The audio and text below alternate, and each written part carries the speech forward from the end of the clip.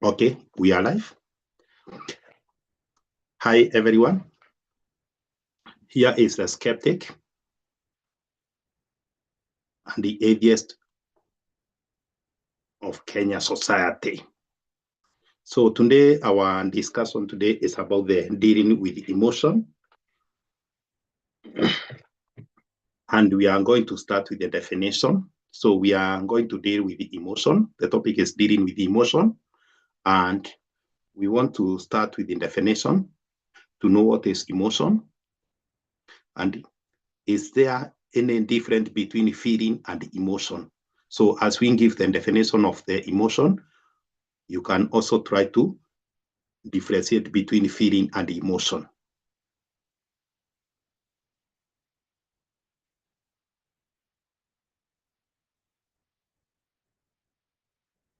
Okay, Morioki, you can give your definition.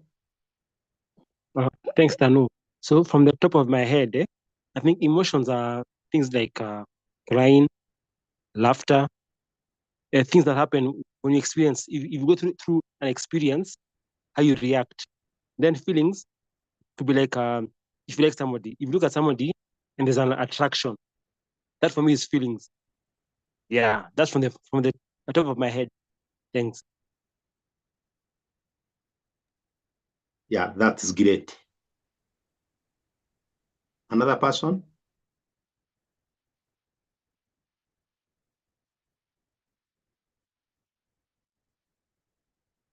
Definition of emotion.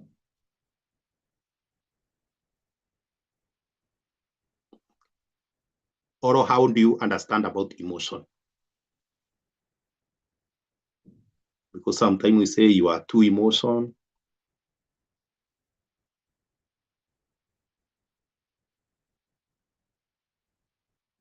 Okay, Eugene. Hello, thank you, Express Tano. To how I understand what emotions are, I think emotions are, they are just a complex or probably the responses we evolved, particularly they are neurobiological, that happens inside our brains that help us to respond to the environmental stimuli.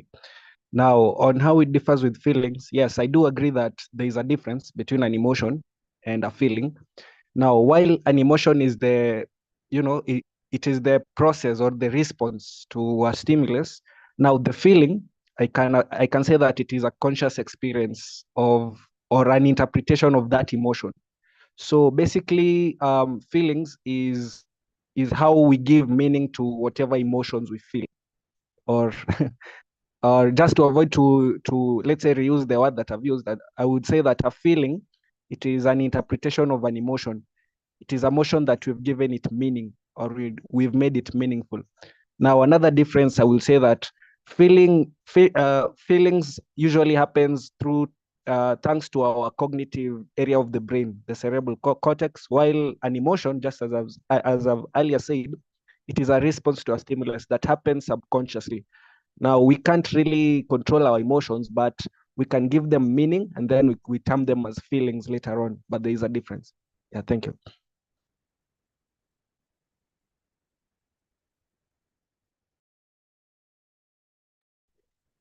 Yeah, that is great. Let's hear from David. Thanks, Stano. Hello, everybody. Sorry, I've been AWOL for a while, but I'm back.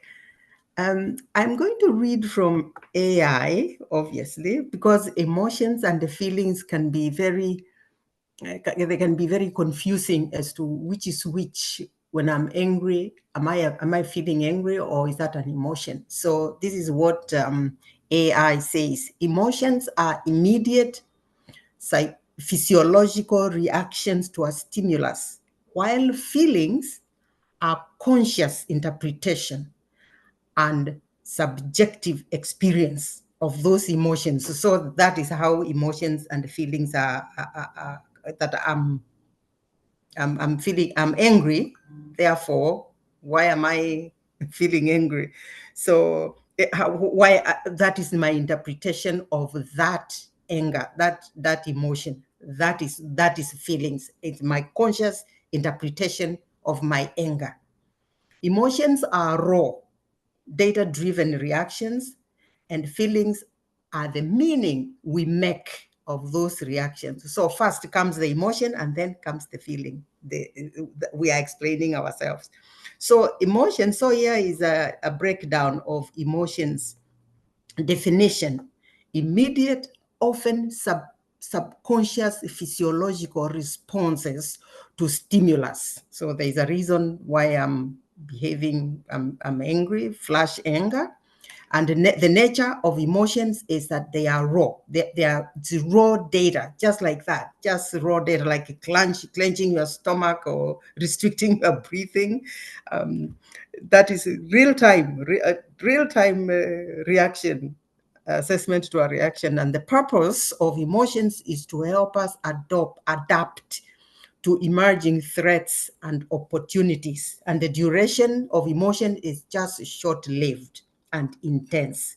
While feelings, on the other hand, the definition is a conscious awareness and interpretation of emotions. So emotion first and then interpretation. The feelings come to interpret it, and it is shaped by thoughts and experiences. So, whoops, yeah, okay, almost done. The nature of feelings is that the meanings that we make of emotions, adding depth and complexity. The purpose of feelings is to help us pay attention and react to perceived threats and opportunities. And the durations, well, feelings obviously last longer than emotions, and they are influenced by our ongoing thoughts and interpretations. So thank you. Yeah, thank you. That is a great definition. I think so far we have gotten the definition of the feeling of emotion, and also we have been able to differentiate from the feelings. But as we continue with the definition of emotion, I want to also to add this, whether emotion is a socio-constructed or is just a universal. Is it a universal or cultural constructed?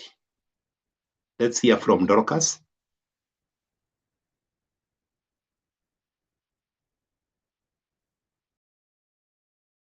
Okay. Okay. My phone is doing that thing like that it likes to do, which is to hang. Yes, I generally agree with what the other speakers have said. I would I would give an example. Let's say that you passed near a certain place and you are smelling something rotten. At that moment, your emotion would be disgust. Yeah, it would be disgust. Then, once you process that emotion, you will assign a value onto it, and you could linger onto that moment. You could hold on to it, or you could decide, you know what,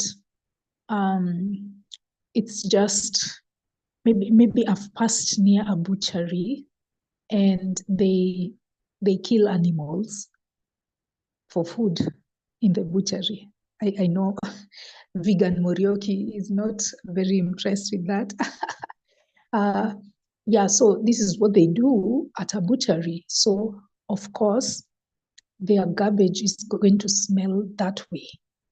So the emotion, the feeling that would come from processing that emotion is maybe contentment.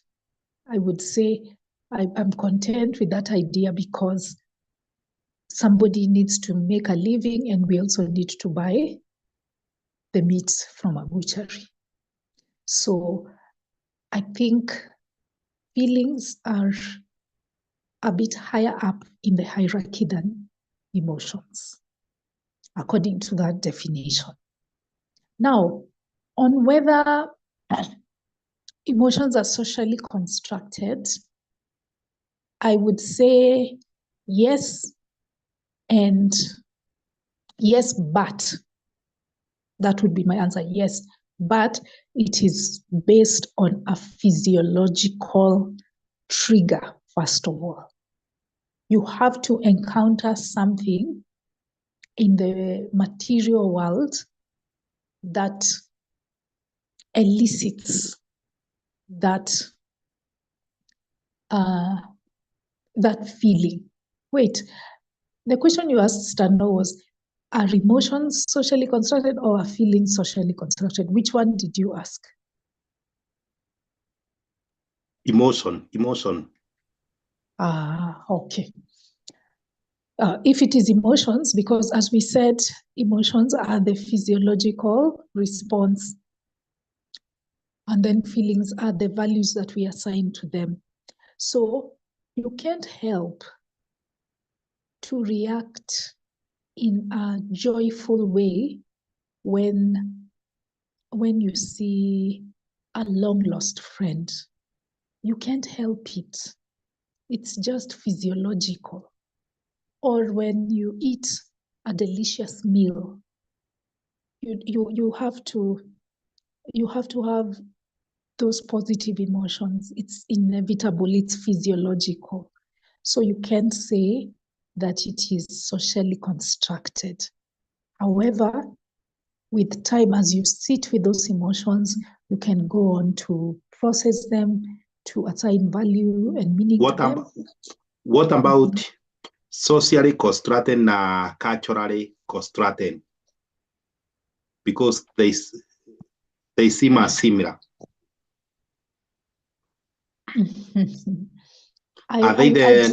Is there a difference there? No. Culturally constructed? Huh? Whether it is cultural or social, it's the same boat of your society or your external community defining these concepts called emotions.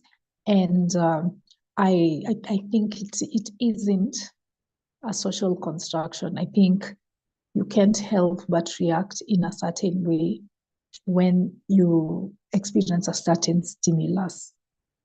But later you can choose your how you interpret it. You can choose how you interpret it and how you respond to it. So yeah, according to me, it isn't. Thank you. Yeah, thank you, Soita. So according to you, emotion is the universal, not culturally or not socio-constructed. But although I may differ somehow, because sometimes you may find the emotion can be in a way the society have dictated or have constructed it to be, because something maybe doing something in a certain society will be taken in a negative way, but in another society in a different way. That means the same emotion can be taken in different dimensions from the different community. In that perspective, I can see somehow can be socially constructed. But most likely is universal. That is according to what I can interpret the emotions.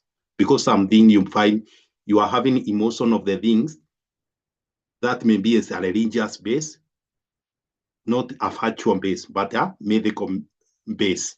So in that case, you can just say that kind of emotion is just a socially constructed. Let's hear from, is it Deve or Eugene?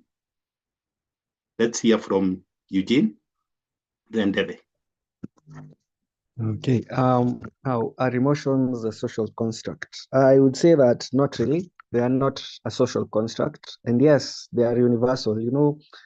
Funny thing, across all the cultures we have in the world, they have at least a word for the different emotions we experience as mankind. For instance, if you look at a certain ethnicity in Africa, they have a word for anger. If you go to Asia, we have societies there that have a word that describes the same emotion. So by that virtue, it's universal, and also I wouldn't say that it's a social construct because it has a biological basis. As I was earlier talking about what emotions are, I talked about the specific regions I just probably mentioned, but now we can get to the specifics. Now, what do I mean by the fact that emotions have a biological basis? Now, the brain is it's a very complex organ. It's influenced by, the electrical impulses, as well as the neurohormones, or just hormones in the brain, or the neurotransmitters. Now, these chemicals, they impact how we respond to different stimuli in the world around us. And just by definition, as I earlier defined what emotions are, they are neurobiological responses towards the environmental stimuli. Now, in the brain, we have a system known as the limbic system, which is responsible for the regulation of our emotional impulse and everything emotions and all the emotions we have. So this system includes the amygdala, the hypothalamus, and the hippocampus. So the amygdala, probably someone has ever heard this word. This is the fear center, and also the hippocampus, where it's largely concerned with the memory. So you will see why it is important that emotions occur in close proximity to the memories, because at the end of the day, these emotions will have to get recorded, so that one day someone will tell you that, you know what, if they do a certain thing, they experience a certain emotion. That's the basis of that. So despite it having a biological origin, as well as evolutionary origins, because they are equally important, I wouldn't say that emotions are, they are a social construct. Social constructs are things that they don't have a biological basis, but society sits down and agrees that, these things are important. For example, things like money, races, things like gender roles, or even gender itself. But emotions, they are very much natural. They very much have a biological basis and evolution basis. However, I can see where the catch comes. Why someone might say that it sort of even looks like to be a social construct. Emotions are not socially constructed. However, how we interpret, how we express, they are largely shaped by our cultures, or our societies. So that's how the social construct might come in. How we interpret those emotions, or how we express them. That's what you can say they are socially constructed, because we've all been raised how to deal with our emotions, how to carry ourselves when we have certain emotions. Now, that by that fact, society has an input on it. It sort of tells you how to process it, but the mere fact of the emotion itself, that's very much natural. It's not a social construct. That's what I'd say. Yeah, well said. So well understood. So I'm learning more here. So let's hear from Eston. And David, if your hand is up, make sure okay. I noticed it. Yeah. Okay, I'd like to agree with actually Eugenia said everything that I wanted to say, but I'll give an example. The way we react to emotions, the way emotions are how we react to a certain thing there immediately or almost immediately. But then that is not a social concept. But then the society now tries to alter now how how someone reacts to something. It is natural. You react to something, but now the society now attempts to alter how a human being should react to how his emotion should be when this or that happens. a man is you find that society has a certain expectation of how a man should react to a certain thing, different from how a woman should react to the same thing. Like when I'm trying to board a matatu to go to town or go somewhere. These conductors, they like to, we know that this bus is going to town or is going where, but now they trying to persuade you by now touching you, but me, I don't want to be touched. But now when I remove their hand from my body, they start saying acha umama, stop. So they expect a woman is the one who should react that way, but not a man. Those are trying to alter how a human that is naturally a human being. I don't want to be touched. I know this guy is going somewhere. So they now expect they don't expect a man to react that way, but they expect a woman to react that way. Or when a man reacts to something, maybe he starts crying. The society says no, a man should not cry. Why? Emotions are not social contracts, but now the society tries to to to to alter how your emotions should be based on your gender, maybe, or even some where you come from. Like I don't know if it is tribal or what, based on some. I'm not saying I agree with it, but sometimes the society treats, I don't know, the people from Kisii or from Luo as strong men, or they treat people from men from Ukambani or from Kikuyu as weak men. Those are just stereotypes. But now it is the society, how the society just tends to put expectations on you, when this is just something natural that a human being reacts to. Yeah, thank you. That's how what I wanted to add to what Eugene has said. Thank you. So we agree is universal. It's not socio-constructed. It's only that the society, different society, can tend to interpret or to push people to behave or to have emotion in a certain manner. So let's hear from Morioki.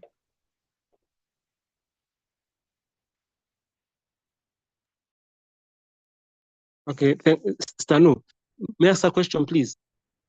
Can I ask a question? Yeah, go ahead. Yeah, I want to ask the members, is it fair to say emotions are a sign of weakness? Because I remember, like, I'm told many times, like, if you're crying, I'm told, like in a funeral, I'm told crying won't help, stop crying. So, like, crying is, it's useless. Because you're told, even if you cry, the person won't come back to life. So crying is a waste of time. So are emotions a sign of weakness? Thanks. So you are asking whether emotion is sign of weaknesses? Yes, it's a sign of we've gotten weaker after from evolution. We've gotten weaker because crying doesn't help. For example, crying won't help. Fine, thanks. Let's ask you, what if I hit you with a stone? Will you react? Yeah, pain. I'll feel pain. Yeah. Will that means you have some weaknesses? Okay. If you hit my hand and I hold my hand, it's not weak. But if I start crying, it's weak because crying won't help me. If I cry that I'm hurt, it won't help at all. But reacting, when I hit you with a stone and you react, that is also a sign of emotion. That is an emotion. Does that portray you are weak? Okay, some people will react more than others. Some people will shout more. Let's hear from others. Okay. Yeah, let's hear from anyone who want to say something about that.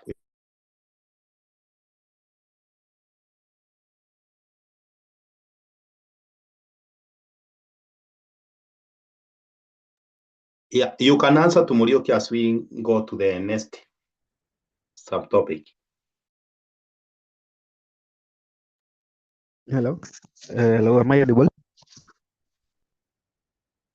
Yeah, proceed. Okay. I'm responding to Murioki's question. He seems, I don't know if he asks or he's claiming that emotions are a sign of weakness.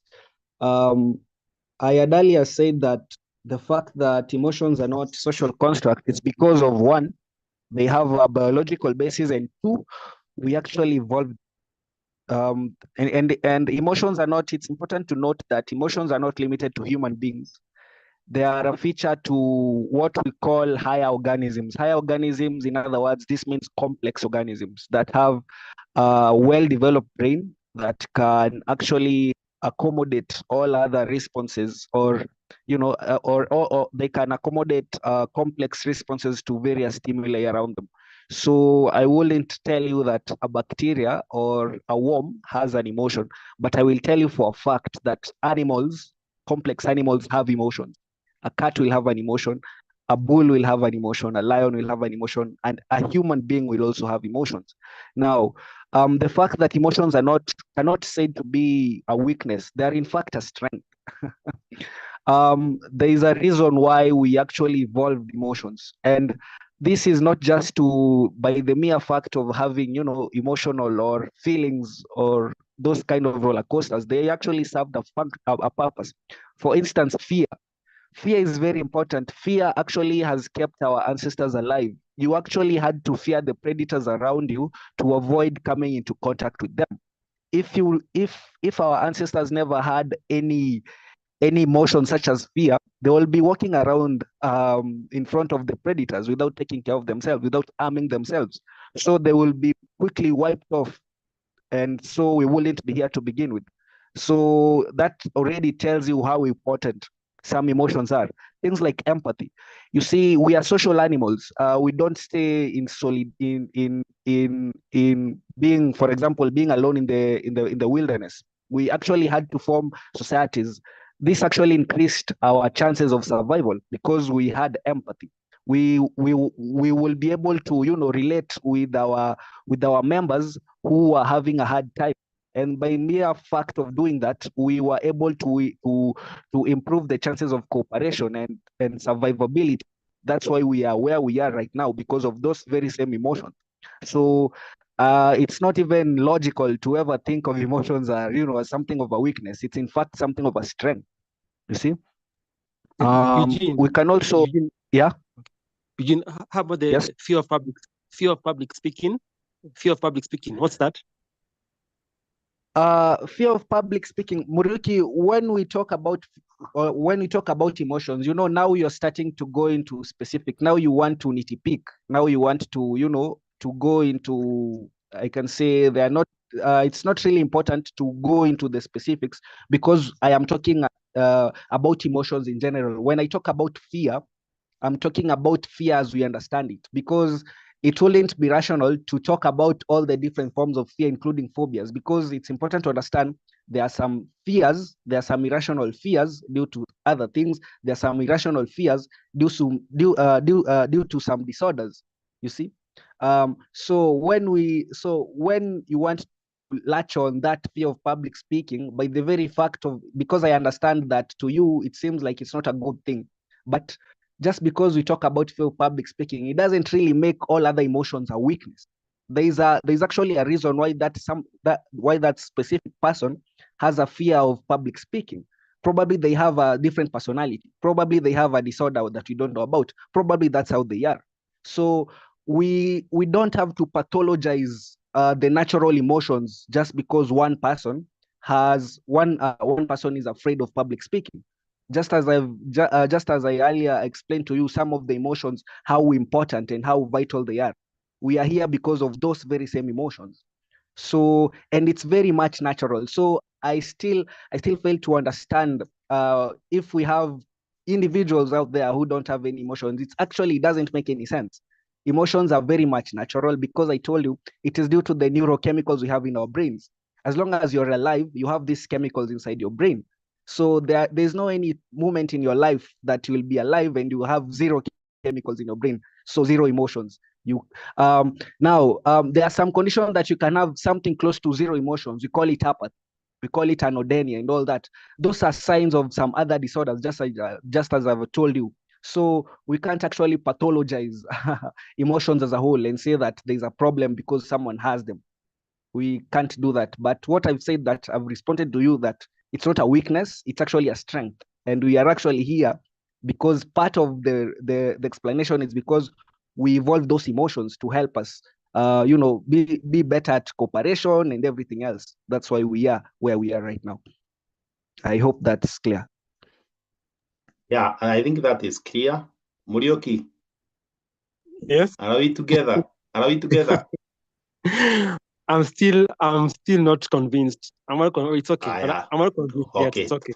Try to digest that. So the next we are going to deal with the spectra of the emotion experience.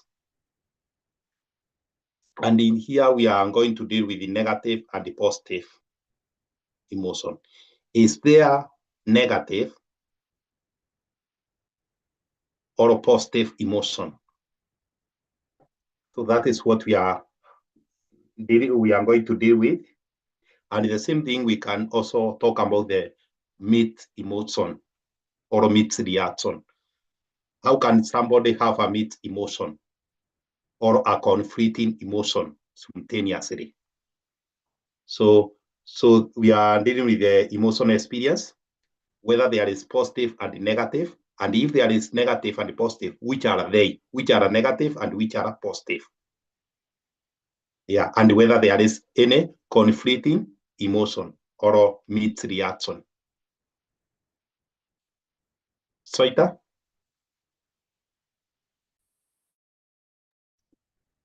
Okay, first of all, I would like to respond to Morioki and then proceed to your question on the spectrums of emotions. Morioki, the way you reason, hey, it's really going to teach us patience on how to break down concepts to an elementary level so that somebody can comprehend it. And I've since learned to temper my expectations. When it comes to you, it's so hard to change your mind. Like when you decide on something, if maybe we need forklifts and bulldozers in order to remove that idea from your brain. So even after that wonderful explanation Luceveleli has given you, you're like, I'm still not convinced. I'm like, really? So that aside, my analysis of you aside, I'm still going to attempt it, not for your sake, because you might not change your mind on this. We've had that talking point from you many times. You've castigated tears. We even had a Zoom meeting about this.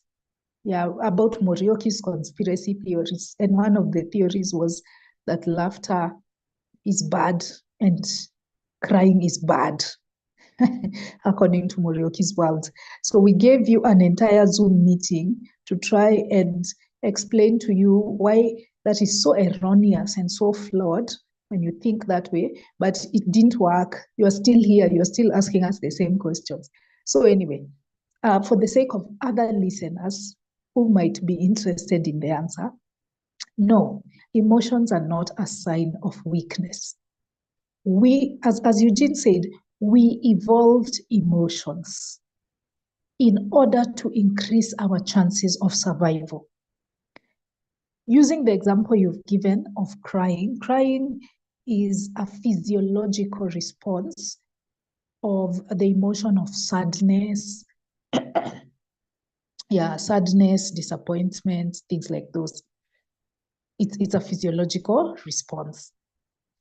We needed to have an external sign of the feeling of grief or unhappiness within us as cavemen.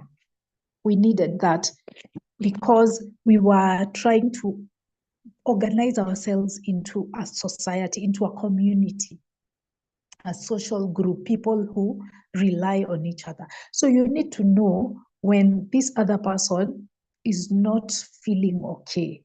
They're probably undergoing a challenge. Maybe they have lost a loved one, or maybe they are sick and there's no cure, there are no herbs or roots available. So this person is expressing their discomfort.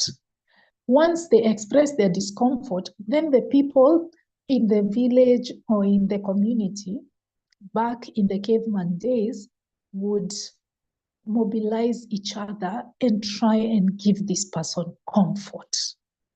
So for instance, if they've lost a loved one, they are probably experiencing loneliness. So because they are signaling to their community, oh gosh, I am lonely, through their tears, the community will come together and console them. It will console them, and eventually the feeling of loneliness will dissipate. So it is very important for us to cry. We signal to other people that we are not okay, and so they can respond in kind to give us a solution to that thing that is causing the discomfort. That is on an evolutionary basis. Now, in the modern era, we still need to cry because crying is cathartic. It allows us to expel these negative emotions. In fact, it's touching on the next subtopic. It allows us to expel it. If you don't cry, if you keep it bottled up, maybe because you've been socialized that crying is bad, especially the genders, men are often told that real men don't cry. So you've been raised that way until you've learned how to numb that feeling completely. You know, I've been reading some YouTube channels where people comment that the last time they cried was when they were 12 years, and this is maybe a 50-something-year-old man. Why? Because he has been raised that way. It has been drummed into his head that you're a man, you don't cry. So when that happens, when you keep bottling those feelings, you experience sadness, you experience grief, you experience disappointment, you experience heartache, but you are not allowed to cry because of those cultural expectations and those social constructions. Then what happens is eventually those emotions and feelings will explode. They'll accumulate so much that they will explode, and you might have a mental breakdown.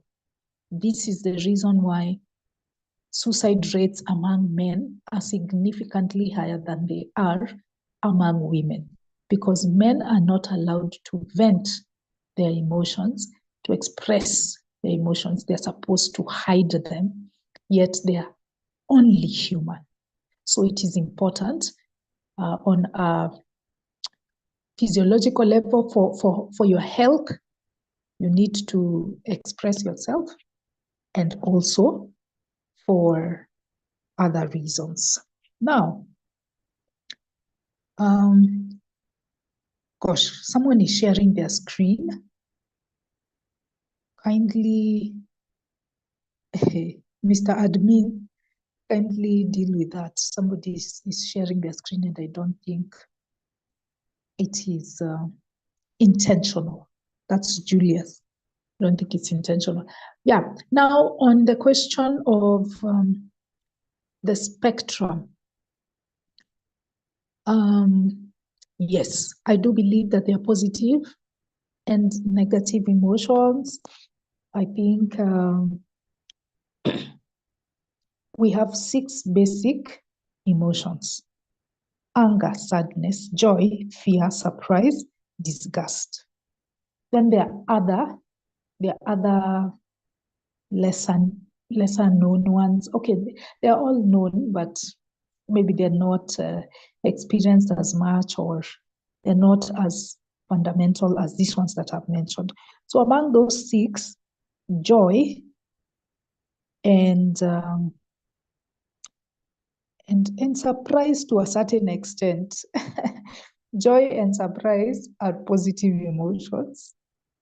I think empathy is also a positive emotion. Then the others are negative emotions: anger, sadness, fear, disgust. They all signal that something is wrong, that you're not okay with what is going on. And I think when you asked, can you have mixed emotions? Yes. Yes, it is possible to have mixed emotions because situations are complex. I remember when I got proposed to be the vice chair of Skeptics and Atheists Society of Kenya, I was a relatively young atheist. Nikierere tu ndio nilikuwa nayo.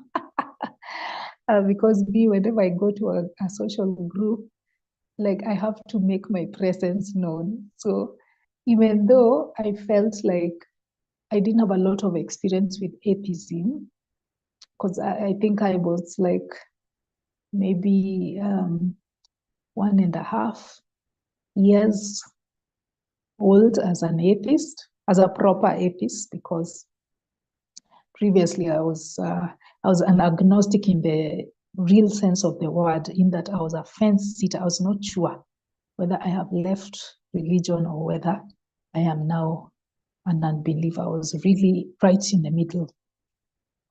So as an atheist, I was like 1.5 years when we had that election, when we decided to form what was initially SAS-K, now we are SAS-K.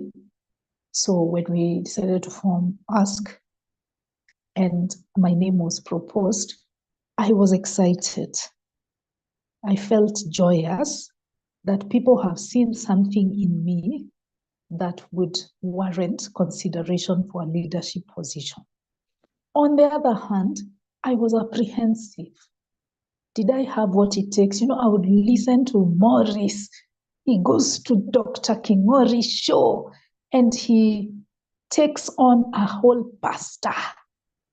He knows so many verses. He knows so many counterpoints.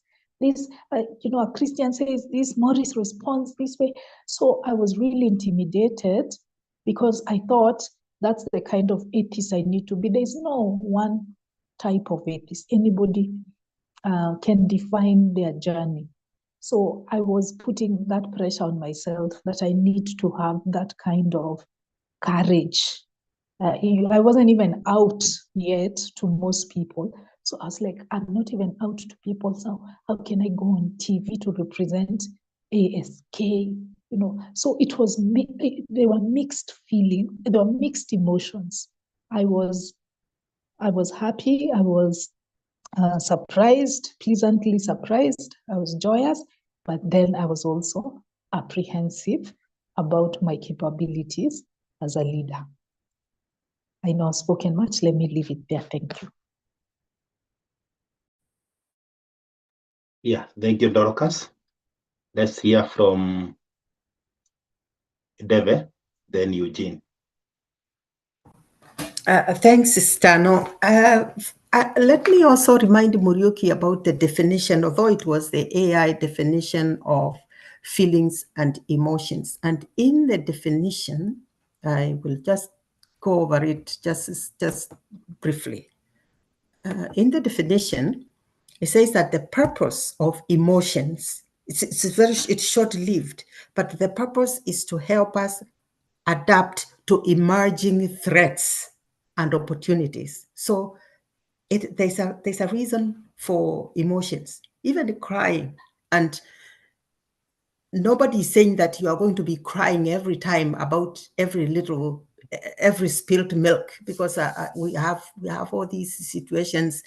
In fact, every day there is a reason that you could cry, but there is also a reason that you don't cry for every reason. But there's a lot of things to frustrate you and to make you actually want to jump up and down. But actually, most likely, that is probably just what we do.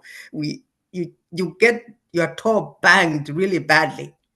You either cry and curse, or you just jump up a little bit and then you settle down. But you have done the emotion. The emotion is there. You might not have cried tears, but there will be an emotion. There is going to be an emotion expended, because that's how we've Dr. Lucheveleli said, that's how we have survived. That's how that's why Lucheveleli is here, because some Kamba arrow missed him, and also that's why I'm here, because some Masai Mkuki missed him. We border. The Kamba people border the Masai in Kajiado, along somewhere in some place, and it used to be skirmishes used to be common, but it is emotions it is those emotions that saved us, because that's what they are for. All right, I will go on and answer what was the question again, Stano?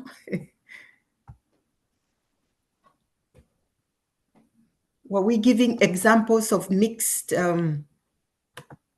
It was examples of mixed emotions, and for example, David, he asked whether yeah, there are negative and positive emotions. And mixed also, emotions. Whether they are mixed. Yeah, mixed emotions. So, for example, so I was in Kenya for a while, and when it was time to leave, I had these mixed emotions. I really needed to come back and do some things, but at the same time, I was also looking to see if I could change my ticket for, I'll change my tickets for a week or something like. So that is definitely a mixed emotion, that I am having a good time in Kenya, or rather, I've got some things also to do in Kenya, and I've also got things to come back and do. So those are mixed emotions, and whoever wins. One thing is going to win, but anyway, I have to come back, or rather, I had to come back. So that right there is a mixed. I had mixed emotions. You could also have mixed emotions when. That's also the same thing, because if you are saying goodbye to somebody, it's the same as when you have to come back. So you have a mixed emotion that they have to go there, but you really wish they didn't go. But if they didn't go, they wouldn't go and start a new job or whatever it is that they are doing. So yeah, we do face those mixed emotions. Now, the negative emotions, definitely those ones are due to something bad having happened, but the negativity of it is, for example, joy. So joy is a positive emotion, and it is associated, obviously, because something has happened. So you've got a new job, or you have reconnected with a friend, or you have found something that you had lost. So obviously, the emotion there is joy right away. But on the other hand, negative emotions, I think you can have a negative emotion attached to, maybe you've been hurt, you hurt yourself, or you lose something valuable. So definitely there's going to be a sadness. So that definitely there is a negative emotion. So that is how I would describe them simply. And it's just that how you feel about that situation that you have found yourself in. Thank you. Yeah, thank you, David. So let's hear from Eugene. Thank you very much, Express Astano. Now, are emotions positive or negative? I would say that emotions themselves, they are neither positive or negative inherently. Yeah. So that is just how us as human beings or as a society, we try to, you know, attribute meaning or give them meaning because of how we socially judge them. However, they just exist. You know, they are just adaptive signals in the brain that help us either to survive, connect, make decisions when they need be. Yeah. But it's up to us as a society to, let's say, give them labels. We can have this classification, this we can actually sort this out and then term them as negative and then others term them as positive. Because even if you look at what we consider as negative, they aren't really that negative. They have some usefulness. For instance, when it comes to fear, yes, being afraid 24/7, 365 is actually pathological. It's not a good thing. It actually borders on the line of paranoia and other disorders. Yeah, but when you look at it as objectively, it sort of protects you from impending danger. Yet some of us can classify it as a negative emotion. Things like anger. um, Anger, yes, being angry 24/7, again, it's not a good thing. However, in some instances, it can alert you on injustices or violation. When someone crosses your boundaries, you become angry as a response. Things like sadness, you see, they help you to, you know, to process loss. However, when it goes excess, it can border along depression and everything else. Now, even this, what you consider as positive in quotes, they are not really 100% positive, because when you look at happiness, it can lead to things like overconfidence and even impulsivity. And in some disorders, like let's say things like bipolar, we have a phase known as mania, where one is extremely happy.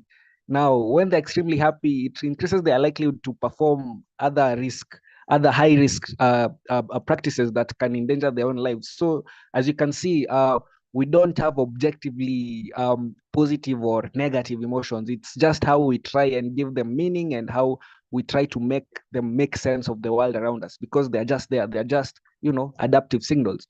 Now, when it comes to mixed emotions, I wouldn't say that it's a bad thing. It's actually a normal thing. Even Neve went ahead to describe certain occasions where she might have those mixed emotions. And yes, there are very many occasions where one might have those mixed emotions. When you look at someone who is expecting to be a parent, in as much as they hope everything turns out well, they are happy and everything, but there is also this aspect of fear, uncertainty, that they are not sure what really might go around. So it's sort of normal. Even when you're preparing to go for a job interview, you are looking forward for the day, but there's an aspect of you that you're anxious about it. So mixed emotions are actually there. They are very much normal. This is because now the brain doesn't have a rule that when you're processing, let's say, anger, you can't process other emotions. You can process anger at the same time you're falling in love, at the same time, you see, at the same time you're maybe anxious, at the same time you're everything else. It all happens at once. This is just because it sort of helps us to understand that the brain is very complex, and these circuits or these pathways, they are not just independent to one emotions. We don't have a area in the brain where it only processes anger, then other places process happiness. No, it's all mixed up. The limbic system itself handles a variety of emotions. And in as much as some models, like the Paul Ekman's model, which I think Dorcas had pointed out, of the 6 emotions, you will come to understand that we have several models, not just Ekman's model as well. Some might say we have 8, some 4, some 6. So again, that is just us, giving them labels, because emotions, they just are. If they serve their function, they just serve their function. It's only up to us to identify them and then give them meaning, and then try to relate to them, and then say that, you know what, this is what you consider as positive, this is what you consider as negative. But inherently, they are not. They are neither positive or negative. They just are. Yeah. So that's all I can say. Well said. But on that, we can also, can somebody be able to avoid too much emotion?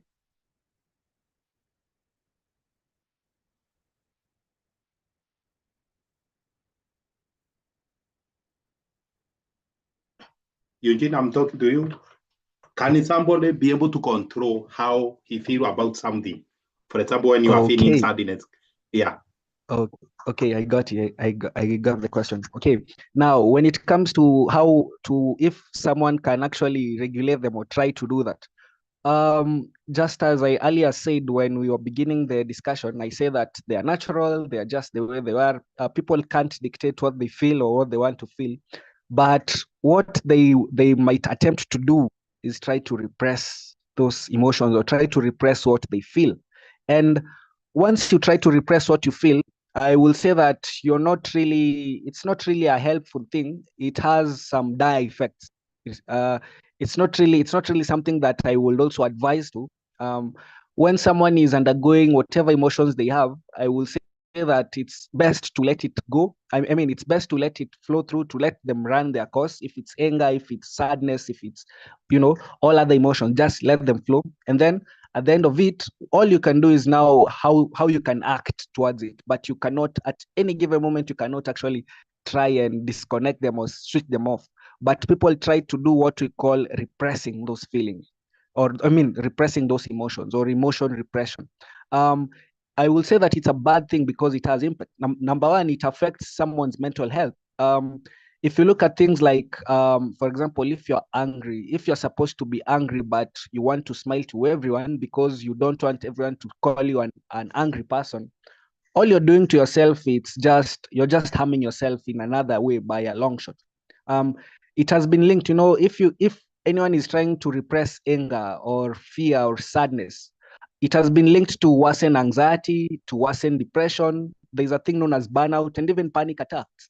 So that person might feel that they want to hide off from the world. They don't want to show what they're feeling. But at the end of the day, things will get worse, and the world will now know that they're dealing with issues.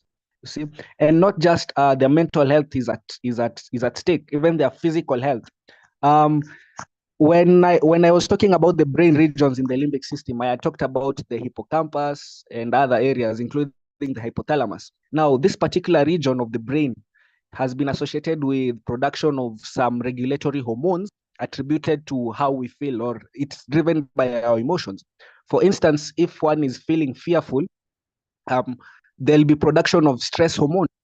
Now, when they try to repress this emotion they feel, if it's that fear or anger, in as much as they might trick their mind that they are not feeling it, but the body will respond to what they are feeling, or to those emotions that are going on in their brain. And in a way that their body responds is to produce these stress hormones, things like cortisol. Now, cortisol has been linked to many great physiological effects, like even diabetes, hypertension. This is this is why people say that, when some people get stressed, they start to get fat. They start to get fat because of these stress hormones that are in circulation. They don't want to get the attention that if it's their mind that needs, for example, if it's counseling or therapy, they just want to soldier on. They just want to repress what they are feeling. They forget that the impact is going on. It's their physical health that's now suffering because they try to repress their feelings. So again, I will say that it's not good to try and repress anything. Just let the emotions do what they do. But all you can do is try and have maybe healthier coping mechanism, or how you can act towards those emotions. That will be more helpful than trying to shut off those emotions or trying to repress them. It won't really work. Yeah. Thank you. That will be our next another topic. So I wanted to know whether somebody can be able to control his or her emotion. So according to what I hear, is somehow a biological process. That means it's not good to judge somebody for doing something because of emotion. For example, when somebody gets anger and they start to destroy everything, smash TV, whatever, can we judge that person because of that behavior?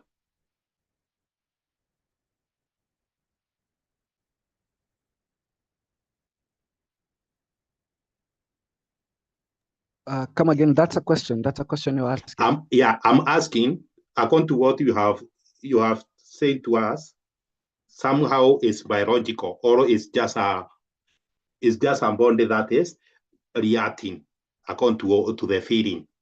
So for example, when person get angered and decided to destroy things, maybe destroy television, destroy the property, can we judge him or her for doing those things out of emotion? Okay. Now I've gotten your question. Now, when it comes to how someone might act on what they're feeling, if it's anger, just the example that you gave, that's a very good example. If someone has anger, yes, now they act on the anger. Probably they want to vent. They start to destroy everything around them, starting to smash things and everything. Now this borders on the line of, is it normal or is it not abnormal? I will say that it's not normal, because when we say something is not normal, it should, number one, bring some sort of distress to that person who is undergoing those emotions and to those around him. Now, feeling anger, it's very much natural. All of us feel anger, right?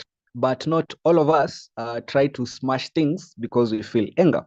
Now, this borders along the line known as, impulsivity, and not just anger, acting on your emotions in a way that you might harm yourself and you might harm everyone around you. Now, people who have such tendencies, more often than not, they have an underlying condition. It doesn't occur in isolation. For instance, when you find someone who has this trait of impulsivity, every time they get angry, they lash out.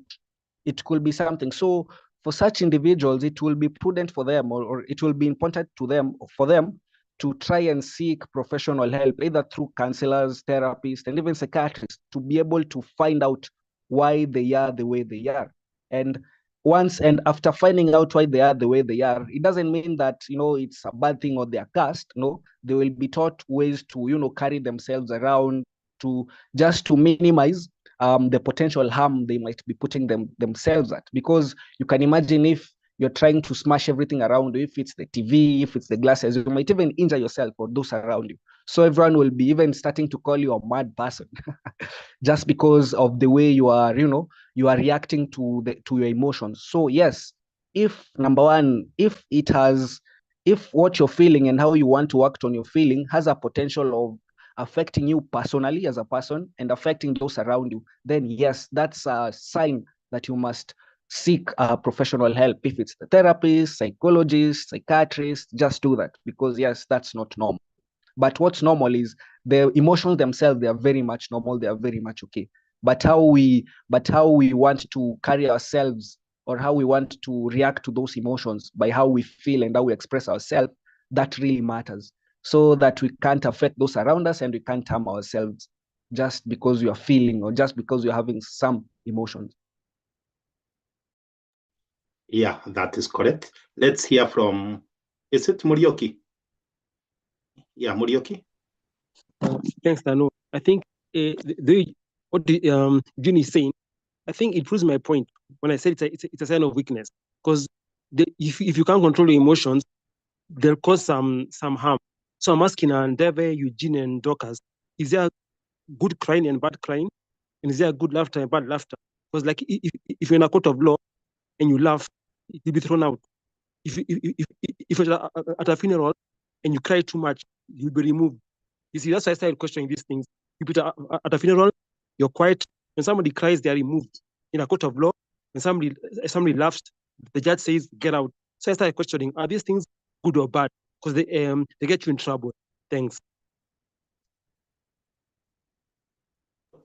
I think on that, Morioki, we already solved your question. But as the member contributes, they can, if they decide to add on that about, they will add. Yeah, let's hear from Dorcas Soita.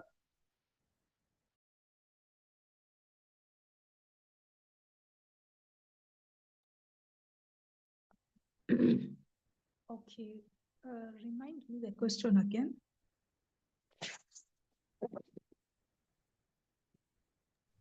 That of Morioki? Yours. Oh, mine, I was asking just Eugene, and they have answered. So we can go to our next topic, the impact of emotion. So let's now deal with the impact of emotion, although we have mentioned some. Yeah. Okay. Yeah, Let me impact still of emotion now. Okay. But you can also answer to Morioki what he is asking. Yes. So, in my view, when you asked about whether we can be able to control our emotions, and you gave the example of the person whose anger is out of control, yes, we can control how we react to our emotions. Because as we defined the term, emotions are immediate. They're immediate, they are brief, and they're intense. They are the initial reactions to a situation. However, how we react to them is what differs from individual to individual. There are some people who overreact to an emotion. So the reason why we keep citing anger as an example is because anger often, the overreaction to anger often leads to dire consequences. There are harms that come from it. I'm reminded of P. Diddy and what he did to Cassidy. Yeah, Cassidy, P. Diddy. He was clearly angry at something, and how he reacted to it eventually led to that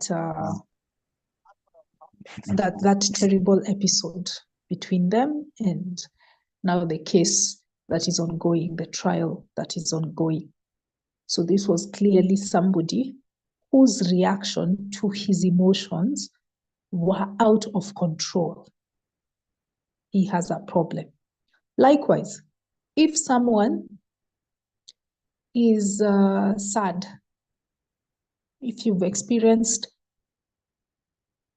a traumatic experience, maybe you lost your partner, your life partner, you had been together for over a decade, and then he passes on, the emotion of sadness is very warranted. But now how you react to it going forward is what could become a problem in the end, because now if you stay in that stage of grief for months on end, you're not eating, you're not talking to anyone, you don't go out anymore if you used to, you don't do all the things that you normally did because of that emotion of sadness, then that is definitely a problem. So the issue is in the extremes. If these emotions lead to extreme feelings, extreme reactions, then they are a problem.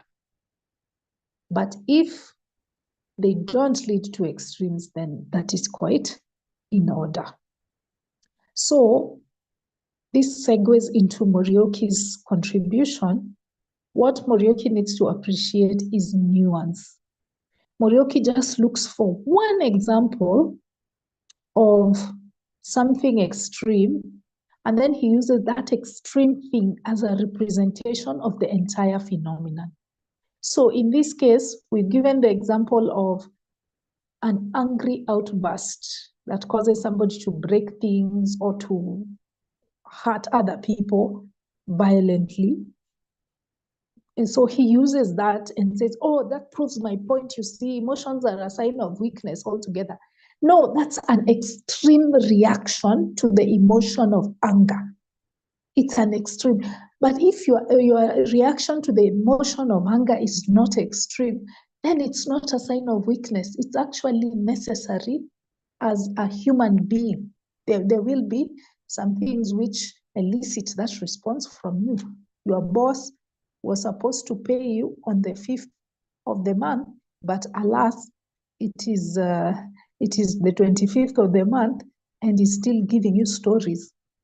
It is not a sign of weakness for you to get angry over that, because he has not held his side of the contract. So there, that would prove to Morioki that it isn't a general rule. You don't throw out the baby with the bathwater because of a few extremes. That's the take home I would like you to carry from this discussion. Just because you had a negative experience with crying, or you had a negative experience with laughter, maybe as a child, I remember you gave us this example, as a child, people laughed at you. Now you want to write off the entire emotion. People shouldn't laugh at all. I'm like, no, you've lost the plot. That's an extreme negative example, and it is not a representation of the general rule. Appreciate nuance, Morioki. Now, finally, on Stano's question of the impact of emotions, I think maybe I can look at just 2 examples. On that, Dorcas? Yes. Our topic is impact of emotion, and yeah, we are going to look the effects or the impact that it can give. And the first will be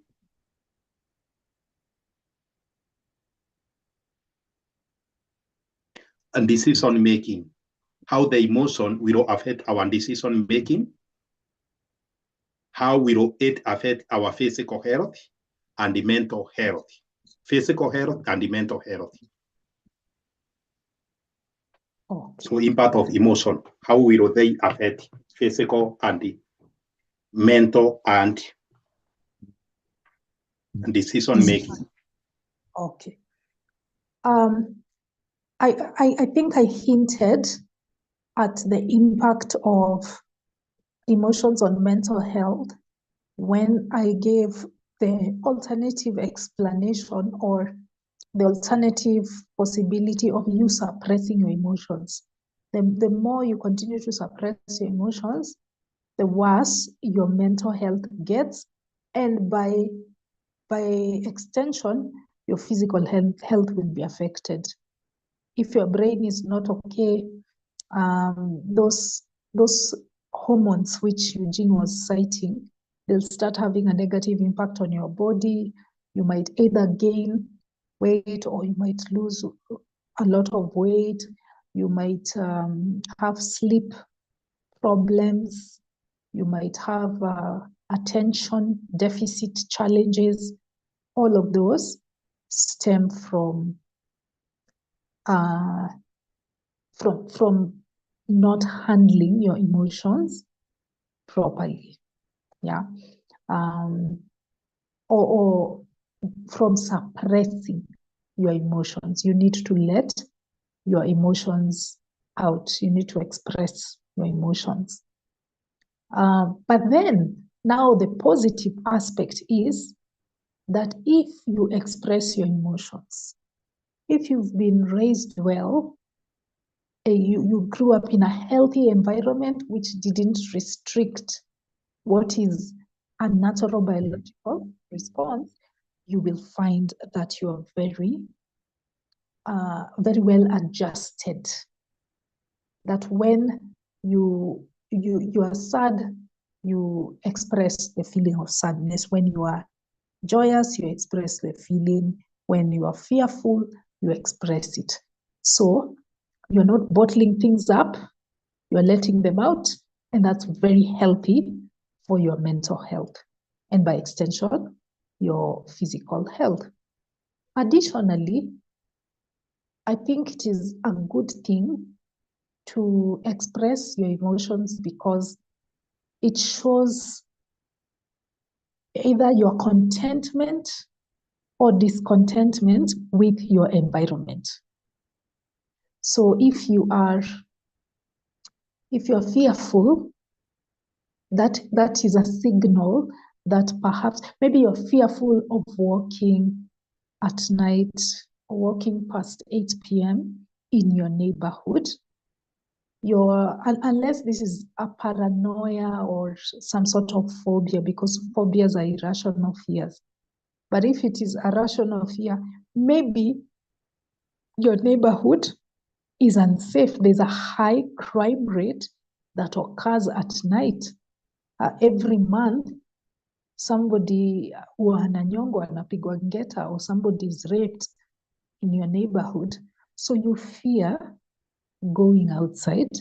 And because of that fear, you will stay indoors. It will affect your behavior. It will affect your decisions to protect you. So it is beneficial in that context. Yeah, when you listen to your emotions, they are telling you something. And if you act on them, if you respond to them, then you will protect yourself. You protect yourself. A case in point, I remember there was a guy I used to date, and for the life of me, I just could not recall a time when we were comfortable with each other. Like, he would always look for drama.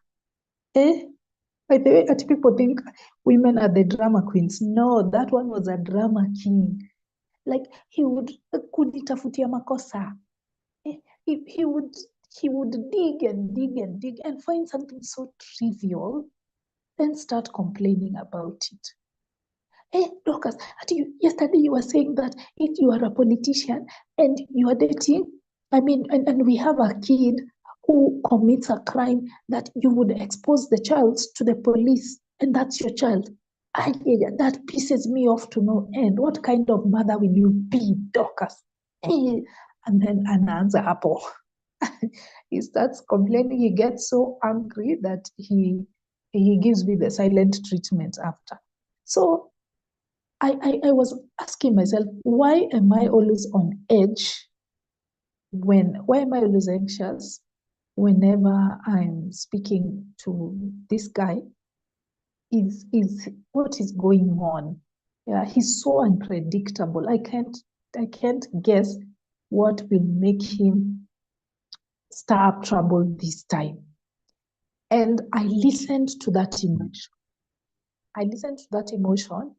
And realized this person is not good for me. This, it's a sign of a control. It's a way some people control you by being drama kings or drama queens.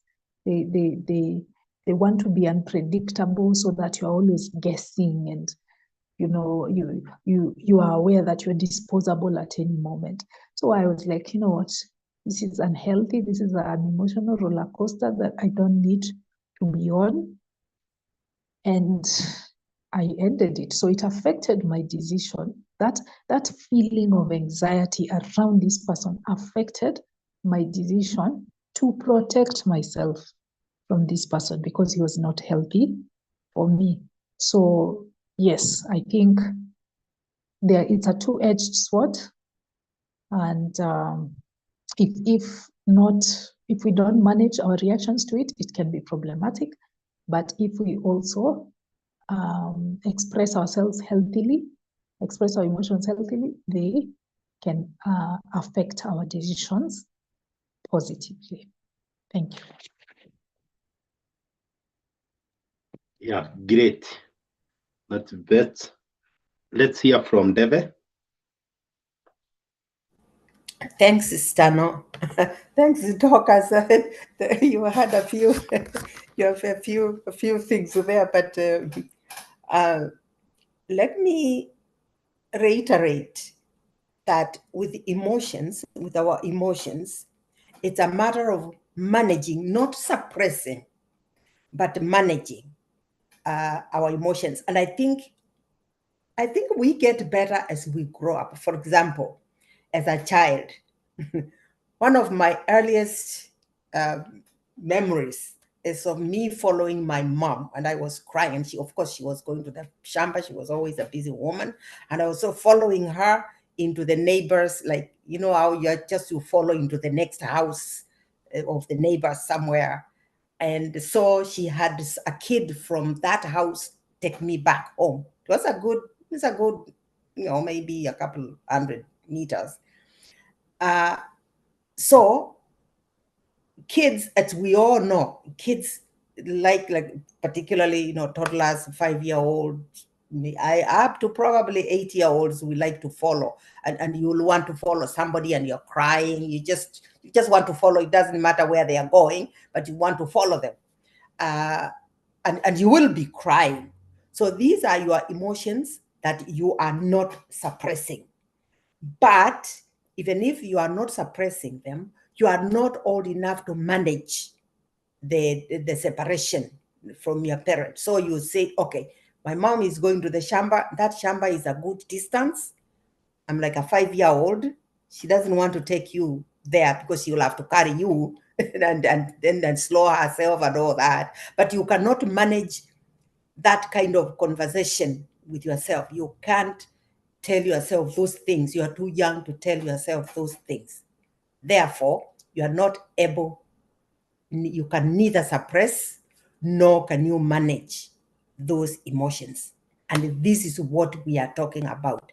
We're talking about you're angry or you have a loss, a major loss, you've lost something. And now at your age, you can even cry. I mean, it depends on what the loss is. You can cry, or what the pain is.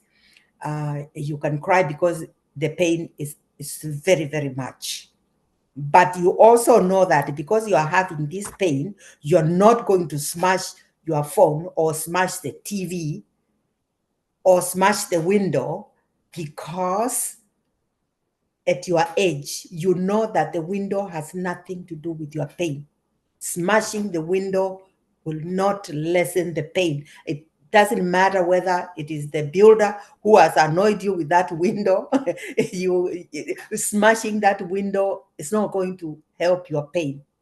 Now you need to sit down and manage the situation and say, okay, builder, you shouldn't have put the window in that position. Just remove it right away. The window does not belong there, or it's maybe a door, it doesn't belong there, and that sort of thing. So I will just reiterate that we need to know how to manage, or to continually keep on improving how we manage our emotions, not suppressing them, but managing. I'm feeling very angry, but I still can talk to somebody, and that somebody is going to solve my problem.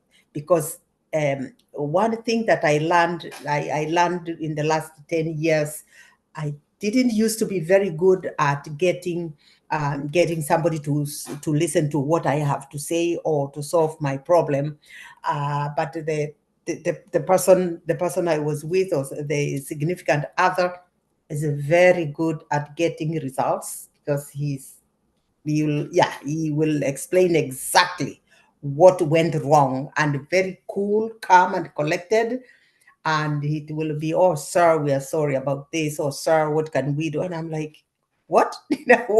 What did you say? What difference? Like, what different did you explain? Yes, it was very clear, concise, and to the point.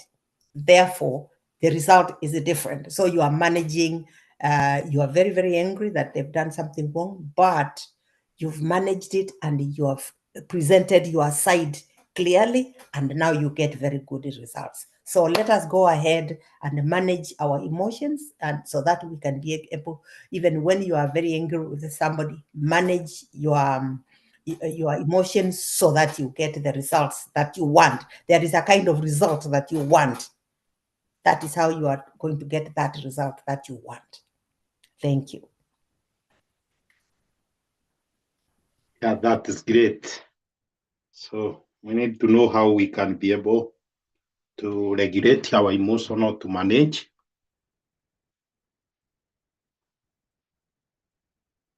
So I think we also have the impact of emotion. There is also a personal growth.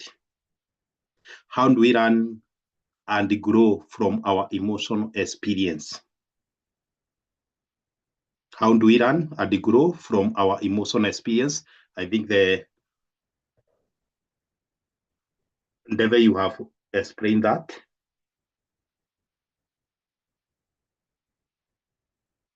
On our relationship, so either you have talked about the relationship,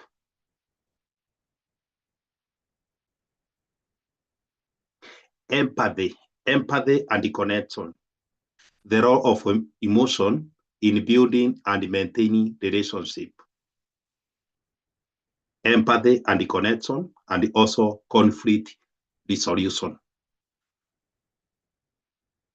How do you use the emotion to resolve the conflict or to express our empathy and the connection? Like for me here, I see emotion is affect me much because whenever I get those emotions, sometimes I give more than expected. So I end up going bankrupt because of helping, because of that emotion. When I hear a sad story of a certain person or whatever, I find myself giving everything out of emotion. So, and that affect me when it comes to empathy and the connection, or when it comes to relating with the other parties. So we can talk about the empathy and the connection and how to solve the conflict.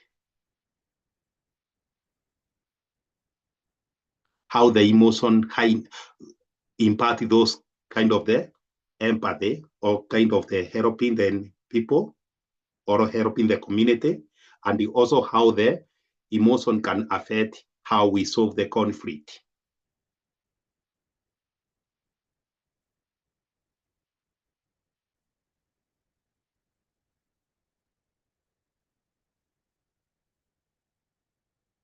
I don't know whether I'm clear. Astano, my hand is up. Astano, my hand is up. Yeah. So we are going to deal how the emotion, the impact of emotion affect our conflict resolution. When there is a conflict, when there is emotion, do those parties come to an agreement quickly, or the emotion can hinder the resolution? And also, how can emotion impact maybe our finances? Maybe we become too emotional and we donate everything we have, or we overreact and come into a mess. So we are going to deal with those things. Let's hear from Morioki, then Eugene. Yeah, thanks, Dano. I think in a conflict, like Deva said in Dockers, you control your emotions. It's about you manage them. How do you control and manage the emotions? Because at times, if there's a conflict and you're too emotional, you'll make poor choices. So being controlled and just make them manageable. Because if you follow your emotions, you'll most likely make a wrong choice. Thanks. Great, well said. Let's hear from Eugene. Now, when it comes to, yes, I will definitely agree that emotions actually impact almost every aspect of our lives, especially when it comes to conflicts and conflict resolutions, as well as every other thing. Now, when we're dealing with two or more parties probably conflicting, and all sides or both sides are emotional, it's obviously hard to get a common ground, because yes, it's been shown that once people get very emotional, they tend to abandon the most logical way out. If it's rational reasoning, everything else, it's put aside, and everyone resorts to the heat of the moment, the emotions that they're feeling right there. um I usually like to bring in the issue of emotional intelligence. Emotional intelligence basically means it in a nutshell, it means it's just the way we recognize, understand, manage, and probably use emotions in ourselves and even others effectively.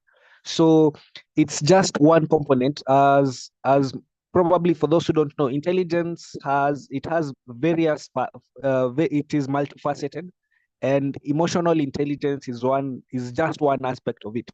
Now, when it comes to conflict resolution and even improving ourselves when we get emotional, once you understand that, once you recognize, understand, and manage those emotions, it will sort of make it easier for you to, go through such difficult scenarios like conflict resolution. I usually like to give one model of this guy called Daniel Goleman's model of emotional intelligence. He actually talks about 5 core components that are included in emotional intelligence. So the first one is self-awareness. So by self-awareness, you tend to understand why you're feeling the way you're feeling. It sort of helps through many things, including for those who tend to overspend or even overhelp others, probably when someone needs help. At the moment, yes, it's been shown that people can be happy and then they go to spree shopping, they overspend because they're happy. Or sometimes it can work in the opposite. You might be sad, so you don't even take care of yourself because your mind is not there. Now, with this self-awareness, you sort of tend to understand why you're feeling that way and why, or what you're feeling and why. The second component is self-regulation. With self-regulation, it helps for you not to overreact upon what you're feeling. It sort of helps you to stay calm under the pressure of your emotions. It is not synonymous with repressing, because I had talked about not repressing your thoughts. You shouldn't be not repressing your emotions. You shouldn't be repressing your emotions, but you should have the element of self-regulation. Now, the third one is motivation. In motivation, it is basically using your emotions like passion or a drive to pursue your goals with energy and persistence. So for instance, if you're having, we call them burnouts on every day of the week or a particular day of the week, you feel like you're not up to meeting your colleagues at work or even turning up for work. You should, once you understand why you're feeling that way, now you should be on the way of, trying to embrace at any urge of inspiration you're feeling, if it's happiness and everything, try to redirect that energy into things that you love doing. It to sort of help you. Then the fourth one is empathy. I think someone had talked about empathy. This is basically to understand others' emotions and perceptions.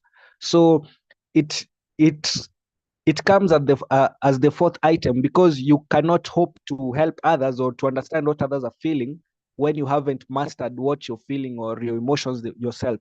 But with empathy, it comes later on, after mastering what you're feeling and your emotions. If you're able to regulate them, you can be able to apply the same. You can be able to understand others' emotions. So this can guide in things like conflict resolution. If you can be able to reason on both sides, the conflicting parties, understand why they are feeling that way or why they have such emotions that are riling up their actions. So if you tend to empathize with them as well, it will definitely help you to come towards a common ground, because you'll be able to reason through both parties. Now, the last one is the social skills. So this is basically in managing your relationship, communication as well. And even, again, still brings us back to the conflict resolution. Now, if you have these skills, it will help you, per se, navigate this emotional landscape, whether it's between you, yourself, or those around you, even if you're a mediator and everything. So I usually emphasize on anyone trying to improve their emotional intelligence, not just intelligence, the emotional intelligence. Basically, it's the people person skills, being able to understand why people, conflict, why people feud, and why is that, and how they can be able to regulate the emotions. So if we master this emotional intelligence, it will be better to, it will be easier to, sort things like conflicts, even self-improvement as well. So that's what I'd say. Yeah, thank you. Well elaborated. Let's hear from Ndeve, then Iswaita. Okay. Thanks, Stano. Yeah, I will not add too much, because it is, I think Luciavelli has quite expounded the idea of managing, for example, in conflict resolution. The one thing that I just learned of myself, that if you are not cool and the person across the table is cool, you've already lost, because if you are not cool, if you are not managing your emotions, you are not thinking. All your thought is being spent on the emotion. So you've already lost. And the person across, if the person across the table is managing their emotions, they are thinking, and you're not thinking. So you can just imagine how that is going to go. You're not winning that one because you're not thinking. And therefore, I'm saying that when we are managing our emotions in a conflict or in a situation, we are able to think. Therefore, we are able to think around the situation. Not that we are suppressing our emotions, but we have decided, yes, I'm really angry about this fellow, but there is something I want from him or from her. So yes, I'm angry. I'm totally angry, but I'm going to manage it because there is something I want. And look at them; they are so cool. And am I just the one that is not going to be thinking in this situation? No. So in that case, you manage that situation. The other one is how you can in emotional situations. For example, if you are the boss and say you like somebody and you are not managing your emotions very well, then you are going to be biased. And most people will be able to notice that you are biased.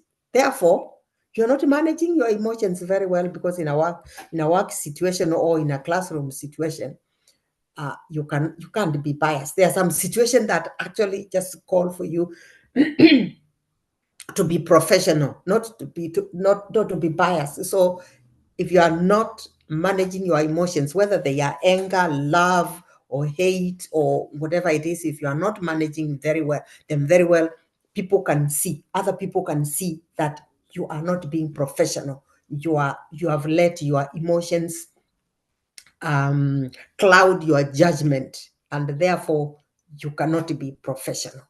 And that, I don't even know how I can put this one, but just using biases. Yeah, just using biases is a very good it's a good way to show that you're not managing your emotions. That's in a professional situation. I mean, even in a family situation, biases. Nobody wants. Yeah, you even in a family situation, you can't be a biased parent. Yeah, you have to be the judge, jury, executioner, and very, very unbiased, because that's what what parents are: judge, jury, execution, all in that. And you can't be biased against anyone, one kid or the other. Yeah, thank you. Yeah, thank you very much. Let's hear from Dorcas. Okay. Empathy and conflict resolution. I think when you are in an emotive setup, the last thing you want to do is to empathize with the other party that is triggering that strong emotional response. That's the last thing you want to do, but it is the thing you must do. Because at the end of the day, the reason why they are triggering that reaction is contextual. So you must try and look at things from their perspective as well. Take the example that El Maestro gave during the introductions before we streamed the meeting on YouTube. He said that one of the situations that triggers him so much is debates with Christians or believers in general. Like, it drives him up the wall. How are these people not understanding that a God does not exist? And they're engaging in all these logical fallacies and mental gymnastics. It really annoys him and it makes him overly emotional. However, there's still room for empathy in that context. He can try and put himself in the shoes of the believer and understand that the believer's entire world is defined by religion. Obviously, we'll try to resist attempts to negate this worldview. They've been indoctrinated into it from day one. Many of these believers also don't know how to think. They don't know how to avoid logical fallacies.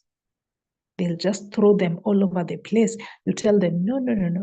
That one is an error in thinking called the equivocation fallacy. When you combine faith in the religious context with faith in life in general, because they'll tell you, but you atheists, even you have faith. You have faith that this seat will hold you while you sit on it. And you're like, that is an equivocation fallacy, because it's confusing a word that has two meanings. It's using the wrong meaning in a different context. It's supposed to, if we're talking about religion, then we define faith in the religious context. Anyway, I'm going down a rabbit hole, but the point I was making is you need to empathize with the other party during a conflict, because it's never in a vacuum. The thing that triggers you often occurs because of certain factors, certain contextual factors. So that's one thing I need to say there. And then I think we need to be aware, as Eugene was talking about self-awareness, we need to be aware of our triggers when we are in a conflict. We need to be aware of them, because once you are aware of something, it kind of takes the winds out of its sails. It doesn't hit you so hard when you are aware. So somebody like Elmite, even me, by the way, I get triggered by this illogical thinking common among believers. So before going into a debate with them, I can be aware of those triggers such that now when they are occurring, they don't have such a strong impact on me. I think that is another strategy one can use in order to resolve conflict. Additionally, I think momentary breaks, because as we said, don't avoid emotions. Don't be an avoidant. But you also don't need to act on them right away if they are extremely strong. One good way of managing it is by removing yourself from that situation temporarily. If it is impossible for you to avoid the situation altogether, then remove yourself from it temporarily. I usually do this when we are on the group, hey, that group of ours, the WhatsApp group, people like to argue over everything and anything. Me, I was surprised we were even arguing over age. That young people are better than old people. I'm like, really, you guys, you have too much time on your hands. But there are other debates which they touch me personally, because I care about those issues, especially the ones to do with feminism and women's rights. They really get to me. And how I respond to it, sometimes I'll give my points. I'll give my points. This person will rebut, And then we go on, and I'm like, you know what? Let me get out of the group, or let me go offline for a while. Let me cool down before coming back to that argument, such that when I've cooled down, I'm able to look at things objectively and maybe express myself better, or just let it go, because it's not a competition. I don't have to have the last word. Yeah, those are some of the suggestions I would give on conflict resolution. Thank you.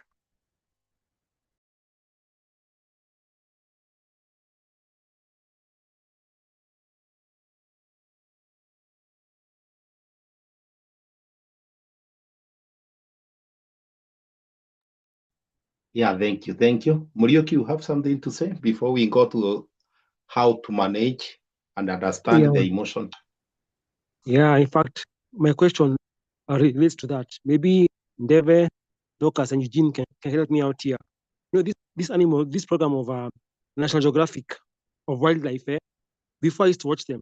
But now, as I get older, I get affected by when I see lions killing hyenas, or the violence in the wildlife. It affects me. So nowadays I stopped watching. But in reality, that's life. In the wild, that's natural. But now, if I get affected, is that healthy? Because lions have to kill hyenas, lions have to kill zebras. It's part of life. But my emotions get up, and we are many. I'm not alone. This killing of wildlife, it's natural, but some people get affected. So is that healthy or unhealthy? Thanks.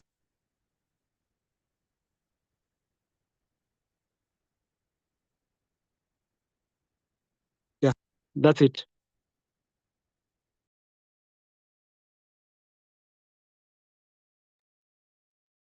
Yeah. Anyone can answer that question. Can I be really brief about it? Muriuki, you have a problem with a lion killing a zebra, but you've Now, got no as I get problem. older, as I get Yeah, older, but, as I get okay. older, yeah. Do you have a problem with the zebra eating grass? No. No? Why? Yeah. Grass has no feelings like a zebra. You know, as a zebra is like has feelings. It has blood, a heart, everything. Okay, I will not go there with you. I just don't you think that that grass would rather grow up, flower, and produce seeds other than be eaten by a zebra? Yeah, The but grass wants the grass wants to have seeds. Do you know? Never there's a difference. You Yeah. know? But I know Okay, it's nature. I grew up on the plains, and grass flowers and has seeds, produces seeds. So grass is not there for fun. It wants to produce some seeds, right? Yeah. But it doesn't want to be eaten by a zebra. It wants to produce seeds, but the zebra comes and eats it. But you have no problem with that. Yeah. Grass has no feelings, David. Grass is different. Grass just takes food. It doesn't move. Says who? Why do you think it is standing there and flowering? It has got to, it feels the sun, it feels the oxygen, it feels the moisture when it rains. It has feelings. Don't minimize the grass. Yeah, yeah. Just because grass isn't an animal, you're minimizing it. But I'm going to tell you, I will just tell you that grass and trees, they have feelings. If you cut a tree, it dies. Just like Okay, if somebody... No, Levi, okay, is that healthy? My question is that healthy? Because that's nature, but people don't like it. Even like this wildebeest migration, where they're killed by crocodiles. People So don't if like you are it. going to feel... Yeah, if you are going to feel bad when a lion eats a zebra, you have to also feel bad when a zebra eats grass. Now, it is terrible to see a very good zebra killed or a very good lion killed by a kick from a buffalo or something like that. But you can still manage those emotions. I wouldn't say you have to suppress them, but I would just say you have to manage them, and you have to manage them with information. You say that lion out there has to eat, and it does not eat grass. That zebra out there has to eat grass. It does not eat meat. So that is, for me, that's how I would manage those emotions. I actually really hate to see a good elephant being, killed by something, or but I can't help it. I have to accept that lion has to eat something. That elephant has got to fall down that nice tree and branches and all that, because it has to eat. So that's So, just David, I'm asking, are those healthy? Are those emotions healthy? And that's why I question emotions, because you feel bad, yet it's a way of nature. It's natural, but the human mind gets affected. Is that healthy? yeah, but how bad? Like, how bad do you feel? Do you feel so bad that you cry, or do you feel I so don't watch. bad that you can't sleep over it? I don't watch anymore. I stopped watching. I don't watch anymore. I Oh, stopped watching. that bad? Yeah. So is that healthy? But, That's why we are many. I'm all alone. We are very many of us. I'm all alone. but can you explain to yourself why? Group of vegan or many So how? people in general, very many people in general, in human beings in general, that violence affects people. That violence is very, it hurts people sometimes. That violence in the wild, even lions killing hyenas, and they have to do it. It's nature. Yeah, but you don't necessarily want to see it every day. It's also the same with human violence. You also don't want to see it every day, but once in a while, watching a documentary, if it leaves you sleepless and thinking about it for a long time, then you have to think how to manage that kind of situation, because it is a situation that happens in nature, but you don't necessarily want to watch it every day. That's for me, that's how I would put it. I like National Geographic makes one of the best, some of the best documentaries, but would I like to see that violence every day? Maybe not. Would I like to see serial killers doing their thing every day? Probably not. It's not very healthy. But can I manage? Am I able to deal with it? Yes. Maybe avoidance is also part of it. By not watching them every day is also part of it. But if I watch it, am I going to be sleepless? No, because I'm going to be saying that, okay, this is a reality. I wouldn't watch it every day. That's me. Avoidance. Okay, thanks. Okay, Yeah, thanks. thanks. Yeah, I think that is good. Ex- You are being affected Express by psychology. Yeah, continue. You can just try to answer the Morioki, Eugene. Okay. Back when we were talking about how emotions impact everything, I talked about an item called self-awareness. The fact that Muriuki were able to see that it's causing you some distress and you stopped watching it, that's still part of self-awareness. It's just like there are very many people who don't like horror genres movie. I'm a big fan of horror movie, but I would understand why someone will say they don't like the movie because it has a lot of blood, a lot of gore and everything. And if those people are reasonable people, they wouldn't watch it. They will say that I prefer other genres, if it's comedy, if it's fantasy and everything, but not horror movies. So the fact that you stopped watching those Nat Geo documentaries, it's still okay, but I don't still get why you would ask if it's healthy, because I will ask you, healthy to whom or to whom? Because if you look at perspective, I'm a big fan of those same Nat Geo documentaries as well. I love watching those go movies where an animal would hunt, a lion would hunt even a baby zebra. I'm a big fan of such sightings, and probably this is because it's factual that 35% of the time a lion is only successful 35%. The rest 70 something percent, they are not successful. So most of the time they starve. So you can imagine why I will be happy when I see a lion has a successful kill, even if it's a baby antelope, I understand I wouldn't really care much about the baby antelope, because if anything, the suffering of the baby antelope has come to an end. So that's a good thing. That's a plus. So, but that's me. But I will understand from your perspective, you wouldn't want anything to do with such go. And I don't even want to understand the reason as to why, because yes, you are a vegan, I understand that. But the fact that you stopped watching those documentaries, that's still good. So you don't have to bother about seeking validation if it's normal or it's not, because it's very much normal. It's still part of self-care. You don't expose yourself to things that will cause you some sort of distress, even if it's watching those Nat Geo movies, that's still okay. So the fact that you're not watching them, that's fine. You probably have other things you love watching, which I will not find good for me to watch, and that's still okay. So yes, there's no problem. If you find those documentary disturbing for you, so the best thing you can do is just what you did: stop watching them, maybe watch something else that suits your style or what you want to watch, but not those. But you don't have to have a justification that it's not healthy or it's not. That's what we call preference. It's just the same way that someone says they love comedy, they don't love to watch anything else. They don't have to seek any justification that to over explain themselves that, you know what, I love comedy because this and this and this. It's okay. People have preferences. Probably those Nat Geo documentaries aren't for you. There's a target audience, and those people are around, like myself.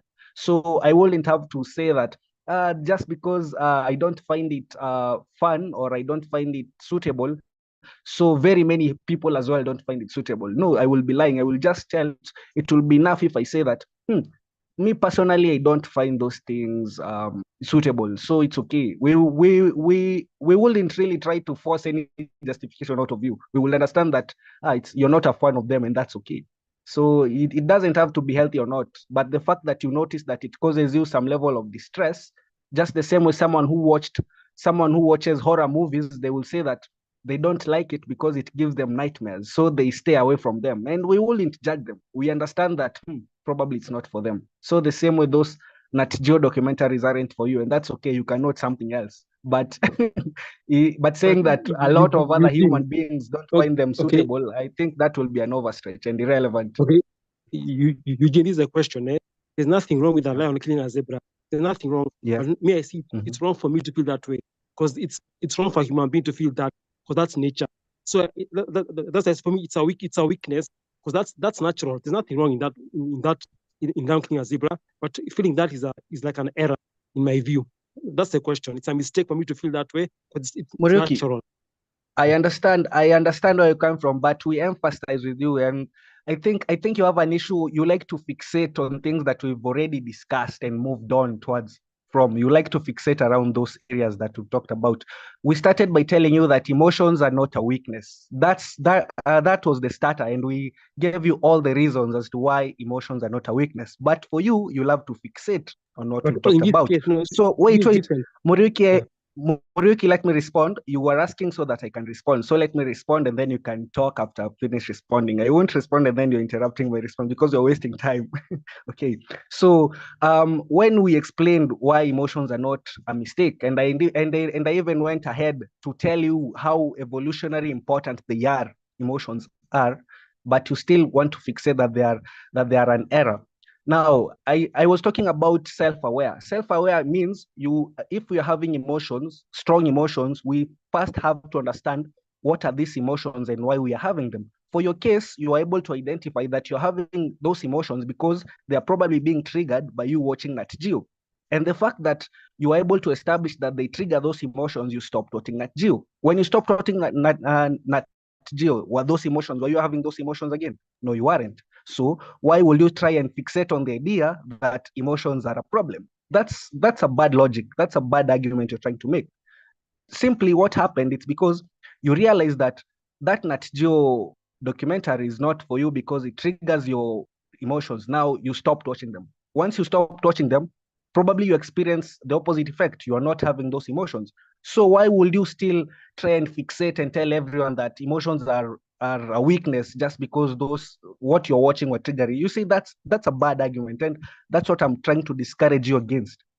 You shouldn't be fixating on things that have been talked about, explained clearly, but you still want to go there. It will only be wasting time. So just as I've told you, that's your preference. Make peace with that fact that you're not a person. Probably Nat Geo documentaries are not for you. Probably they are for some other people like myself.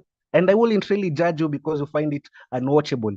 I will in fact tell you to explore other things that you will find it entertaining than torturing yourself watching things that will trigger those emotions that end up making you saying that it's a sign of weakness. It's not a sign of weakness. I told you it's a response.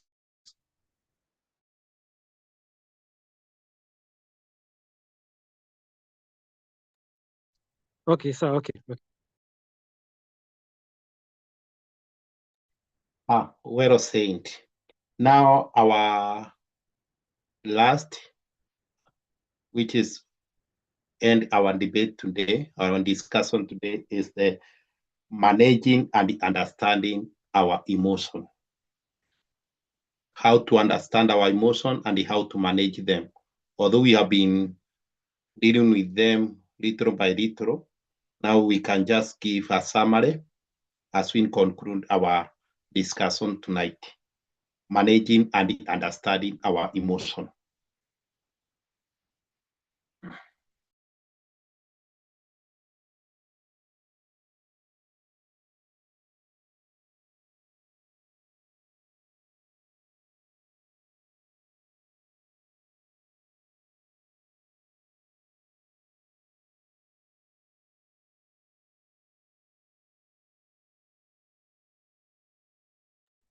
Yeah, Soita,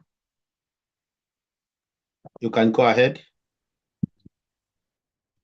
Okay, Mr. Moderator, I don't know whether after you pose a question, you leave your computer or your phone, whatever you're using, because there is a lag. There's a lag between. Yeah, I don't know what happened, even if the participant went to 0. Oh dear. Okay, technology, yeah, it can let us down when it wants us the most.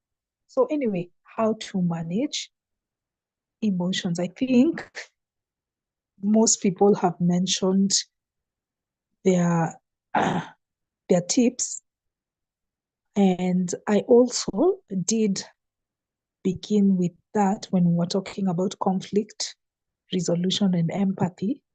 I mentioned 3 tips.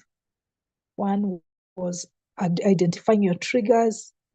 2, removing yourself temporarily from the situation in the event that this is an important part of your life. You know, like let's say it's work. You need to work. You can't, if there's conflict at work, or even if it's not conflict, but like there are intense emotions that come out at work, you can't avoid work. You still need to show up. So what you can do is to remove yourself temporarily from that situation. You can even tell the person, if it is a direct confrontation, you can tell them, just give me a few minutes. I'll come back. So some people are not comfortable revealing that they've been affected strongly by emotions. So maybe they might not say, I'm getting triggered right now, so let me take a break. You can be tactful about it. You can even feign a phone call, or there's something you can say. There's something urgent that you need to attend to.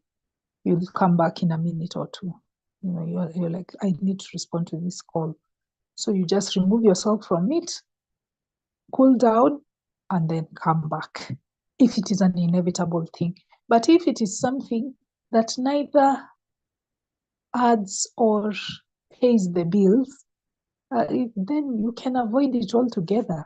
What Eugene was saying with horror movies or Nat Geo, the not cannibalistic, but carnivorous scenes on Nat Geo, that does not add to your life in any way. And if you're triggered, just avoid it. So yeah.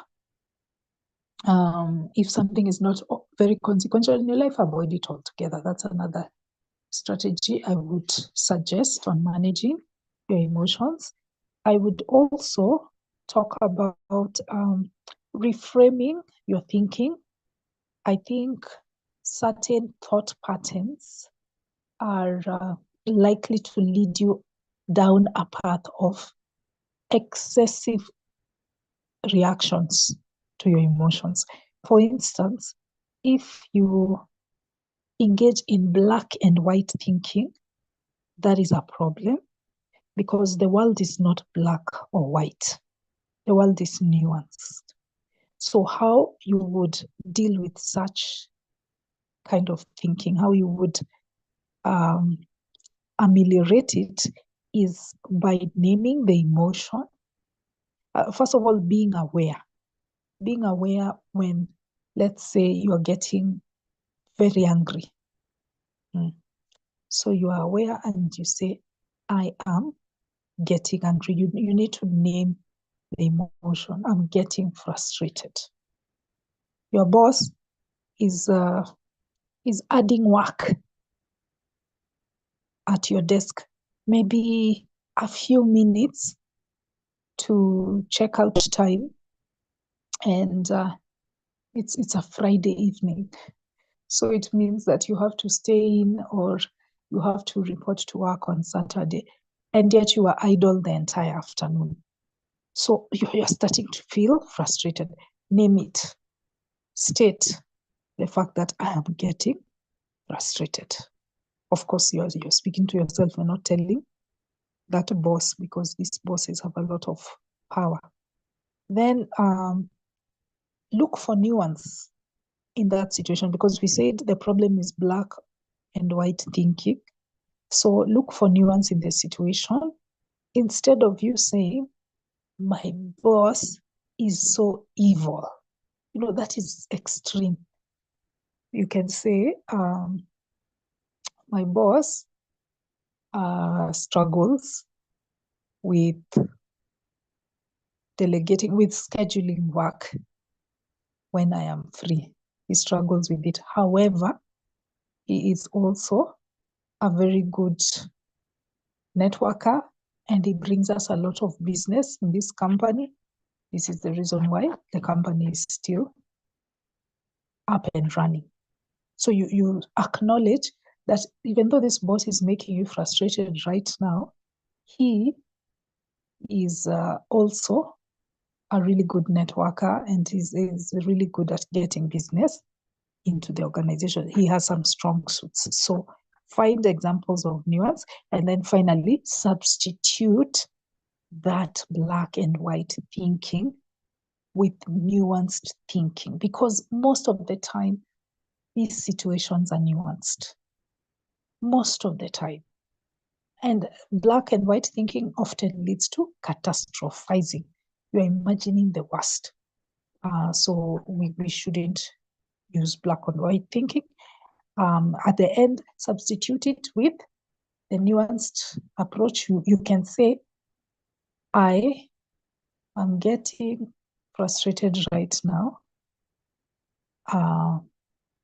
My boss struggles with allocating work during normal working hours, but he's also good at his job. Yeah. And right there, and then the frustration starts to dissipate. So that's one approach. One other tip, in addition to the others that I mentioned, that I can add. Thank you. Yeah, very great. Let's hear from Deve. We are coming to an end. Yes, I'm going to continue with the Dorcas's list. I will add jumping to conclusions is one of the things that can make the situation worse, because you are making decisions because you've jumped into a conclusion without really thinking about it. I'm getting feedback. I'm getting Oh, you are feedback. I getting can't hear. feedback from me? I don't know if it's me or it's you. I don't know. I Like don't you know have if it's static of a lot of Oh, okay. I wonder, is that any better? I'm going to be a little bit farther from the computer. Is that any better now? it's still there. I'm hearing it. It's still there. Wow. Okay, let me try the speaker. Let me get the speaker.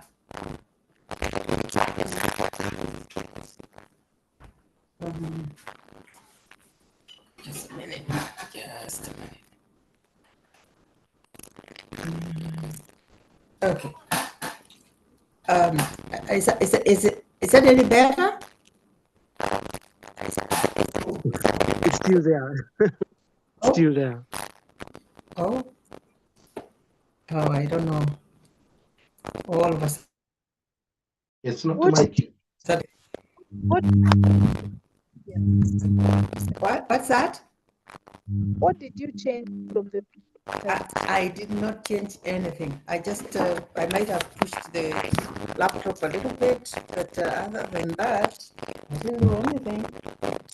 Oh yeah, I can even I can hear it. Wow, yeah, I can hear it.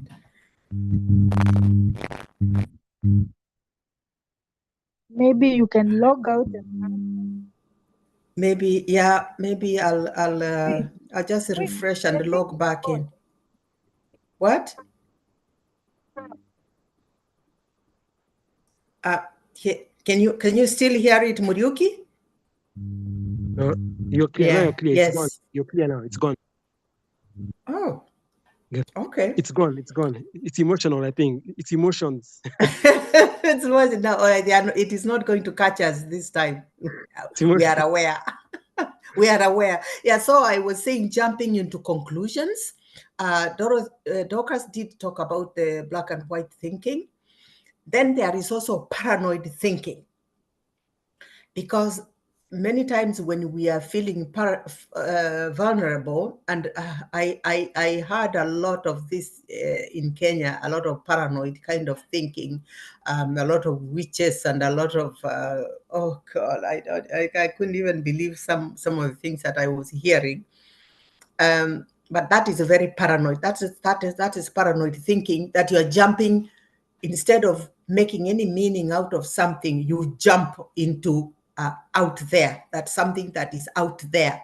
There must be something out there that is responsible for what has happened, or Chawi or something that is responsible. Dorcas did mention catastrophizing, making things worse than they really are, by maybe just making it that it is not as bad as this, or there's a boss hates me. No, the boss just gave you work. It's not because he hates you, but you need to go maybe back to the boss and say, look, I have only 8 hours, but this is 16 hours worth of job. Can you give me 3 days or 2 days to do it? Something like that. And the other one is irrational. That is now completely ignoring, making reasoning. And you are so emotional, you become irrational, and you ignore any reasons in how you are making decision. So you make a decision without any consideration. That is, you jump into conclusions. And so the other one is now making decisions too quickly.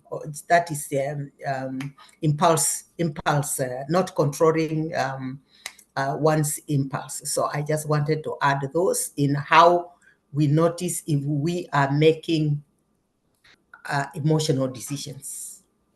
Thank you.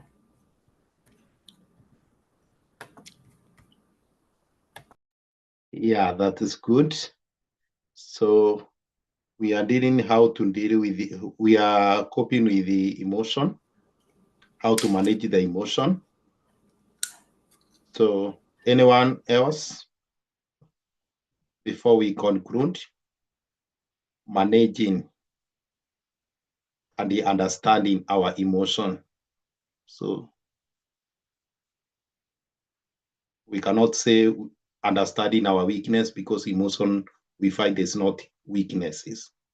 So how to manage and understand our emotion. So Juliana, do you have something to say? Thank you, Pastor Stan, ex-Pastor Stano, and thank you, everyone.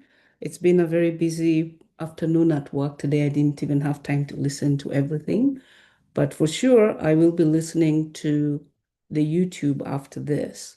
It seemed like it was a good discussion about emotions, the bit that I was able to get, and I'm pretty sure I'm going to learn a few tips and tricks, especially around emotions. Thank you so much, and I'm glad I was at least able to participate, even though for just a few minutes. Thank you.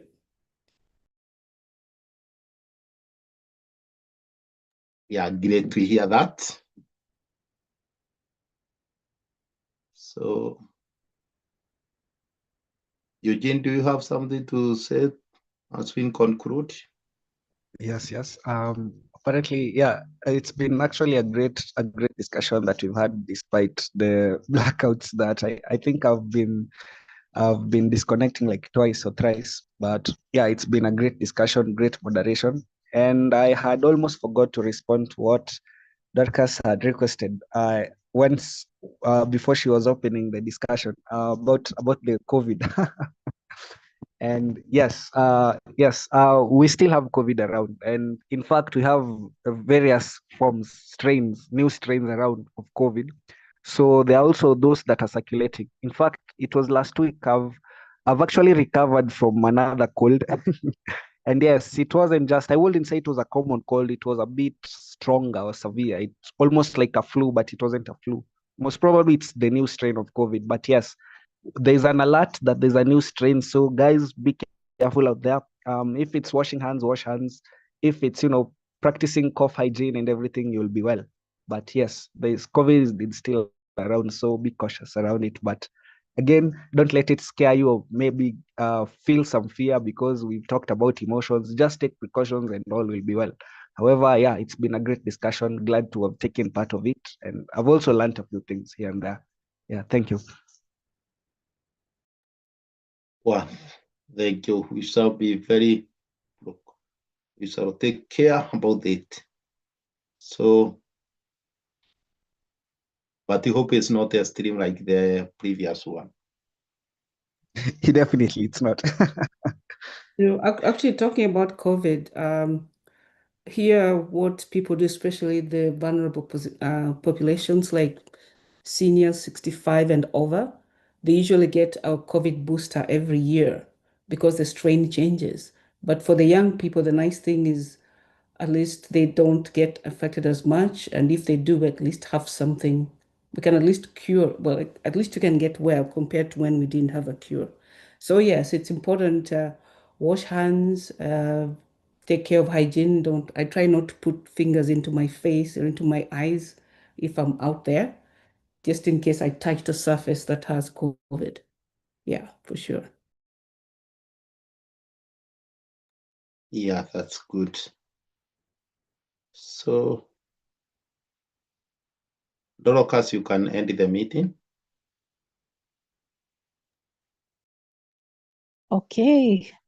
Me, I have already entered my bed. I'm ready to black out any minute. So the meeting has ended at the perfect time. Thank you so much, Mr. Moderator. You took up this role at the last minute. We asked you to do it yesterday night. Was it night or okay? But it was yesterday, so there wasn't a lot of time, but you still prepared and you had very nuanced questions that allowed us to think, and they allowed us to go to places which we ordinarily wouldn't. Thank you so much. Please, guys, remember to continue with your contributions, because we just have tomorrow in order to finalize for our video shoot. And please RSVP with us if you're coming, so that we can alert the hotel on the number that they need to prepare. to work with.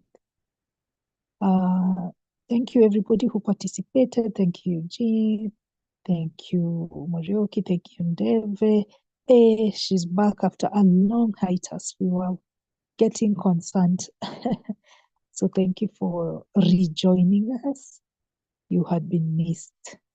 And thank you, El Maestro. He said something small. There was also Julius, who was chatting a lot on the group. That was very helpful. I think there was a problem with your audio, but hopefully next time we'll be able to fix it. Then we had other silent observers. There was a Samsung.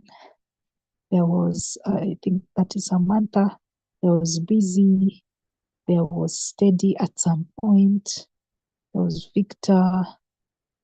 Yeah, thank you for joining us there in your silence.